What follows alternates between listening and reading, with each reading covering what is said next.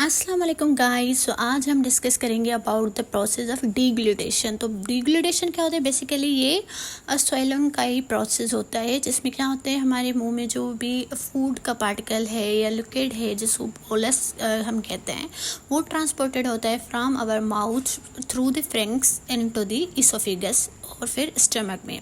अब इसकी स्टेजेस होती हैं। जैसे ओरल स्टेज में क्या होता है कि फूड जो है हम ओरल कैविटी में डालते हैं, फिर हमारे दांतों के थ्रू जो है हम मेस्टिकेशन करते हैं और बोलस की फॉर्मेशन करते हैं। इस दौरान क्या होता है कि हमारा जो ओरल कैविटी है वो सील हो जाती है, ताकि जो हमारा बोलस बन रहा है या जो हमारे बड़े बड़े फूड पार्टिकल्स हैं वो हमारे फेरिंग्स में ऐसे ही ना चले जाएं, बल्कि वो प्रॉपरली बोलस की शक्ल में आके फिर वो जो है वो हमारी फेरिंग्स में जाए। अब ओरल ट्रांसपोर्ट या प्रोपल्सिव फेज में क्या होता है कि हमारा जो टंग है वो एलिवेट होती है और प्रोपेल करती है बोलस को into the pharynx. Soft palate क्या होती है, वो क्या करती है कि नेज़ोफेरिंग्स को बंद कर देती है, ताकि हमारा जो बोलस है वो फिर क्या होता है कि हमारी जो लैरिंग्स है और हमारा जो हाईवर्ड बोन है वो इंटीरियरली मूव करते हैं और अपवर्ड हो जाते हैं, ताकि जो हमारा बोलस बना है वो प्रॉपरली हमारे फेरिंग्स में चला जाए। अब आ जाएगी फेरेंजियल स्टेज।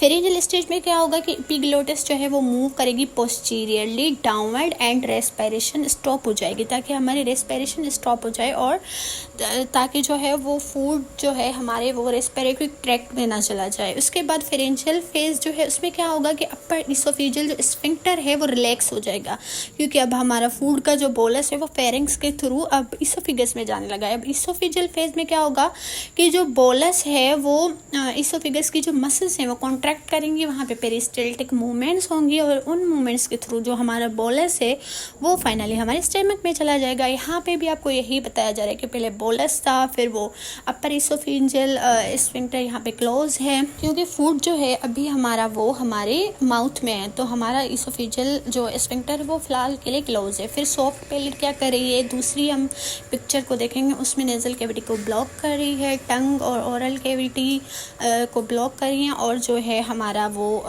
फूड का जो बैलेंस है बोलस है वो जो है, तो हमारा जो बोलस है वो आ रहा है हमारे पास अब फेरिंग्स में। ठीक है, तो उस वक्त क्या होगा कि नेजल कैविटी ब्लॉक हो जाएगी वाया दी सॉफ्ट पैलेट, और जो है हमारे पास एपिग्लोटिस ब्लॉक कर देगा लैरिंग्स को।